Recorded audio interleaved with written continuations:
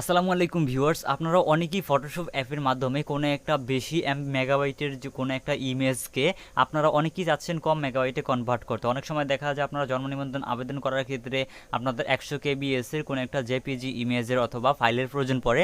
সেই ক্ষেত্রে আপনার যে প্রয়োজনীয় ছবিটা সেটার বা জেপিজি ফাইলটা সেটার যদি মেগাবাইটটা বেশি হয়ে যায় সেক্ষেত্রে কিন্তু আপনারা আপলোড আর করতে পারেন না। সো আপনাদেরকে প্রয়োজন পড়ে কিন্তু সেটাকে কনভার্ট করে এমবিটা মেগাবাইটটাকে কমানো। সো আজকের এই ভিডিওতে আপনাদেরকে দেখাবো কিভাবে আপনি ফটোশপ 7.0 অ্যাপ্লিকেশনটিকে ব্যবহার করে আপনারা সহজেই কমাতে পারবেন। সো ভিউয়ার্স, প্রথমেই আমাদের যে ইলেকট্রিসিটি বিলের কপিটি রয়েছে সেটিকে আমাদের ফটোশপ অ্যাপটির ভিতরে নিয়ে আসতে হবে। নিয়ে আসার পরে আমরা ঠিক এরকম একটা ইন্টারফেস যেখানে দেখতে পাবো। এরপর জাস্ট আমরা এখান থেকে এই যে মিনিমাইজ অপশনে ক্লিক করে এটাকে বড় করে নিব। বড় করে নেওয়ার পরে আমাদেরকে যে কাজটি করতে হবে, আমরা এখানে দেখতে পাচ্ছি ইমেজ নামে একটি অপশন দেওয়া রয়েছে, এটার উপর একবার ক্লিক করব। এরপর জাস্ট আমরা এখানে দেখতে পাবো নিচনে ইমেজ সাইজ নামে আরও একটি অপশন এখানে দেওয়া রয়েছে। ইমেজ সাইজ অপশনটির উপরে ক্লিক করতে হবে। ক্লিক করে দিলাম। এরপর আমরা এখানে দেখতে পাচ্ছি ওয়েট নামে একটি অপশন দেওয়া রয়েছে। আমাদেরকে মূলত এই ওয়েট অপশনের জায়গায় 450 লিখে দিতে হবে। সো আমি এখান থেকে 450 লিখে দিলাম। 450 লিখে দেওয়ার পর জাস্ট ওকে অপশনটা দেখতে পাচ্ছি, এটার উপরে একবার ক্লিক করব। ওকে অপশনটির উপরে ক্লিক করে দেওয়ার পর এখান থেকে আমরা ফাইল অপশন দেখতে পাচ্ছি। ফাইল অপশনে ক্লিক করে আমাদের যে ইমেজটি রয়েছে এটিকে সেভ করব। সেভ করার জন্য আমরা এখান থেকে চাইলে একটি ফোল্ডার ক্রিয়েট করতে পারি অথবা আমাদের ডেস্কটপে সেট করতে পারি। আপনি যেখানে রাখতে চান সেখানে রেখে দিবেন। জাস্ট আমি এখান থেকে এটাকে লিখে দিব যে টেস্ট পারপাস।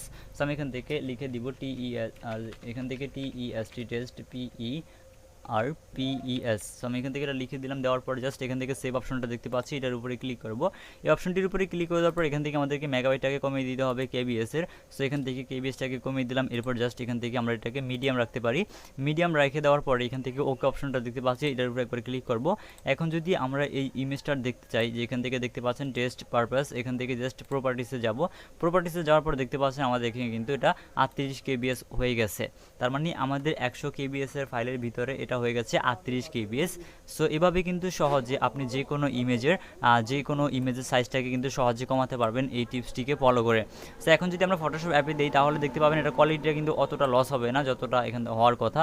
সো আমরা যদি এটাকে জুম করে দেখতে পাচ্ছেন আমাদের কিন্তু আগে যেরকম কোয়ালিটি ছিল সেরকমই আছে, বাট হালকা একটু ব্লার হয়ে গেছে যেহেতু এটা মেগাবাইটটা কমে গিয়েছে।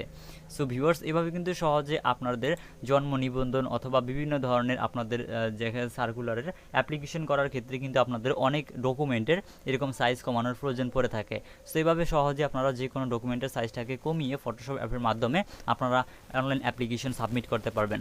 সো এই ছিল আমাদের আজকের ভিডিও। আশা করছি ভিডিওটি আপনাদের কাছে ভালো লেগেছে। ভিডিওটি ভালো লাগলে ভিডিওতে লাইক দিবেন। ভিডিও বুঝতে কোথাও কোনো সমস্যা হলে আমাদেরকে কমেন্ট করে জানিয়ে দিবেন।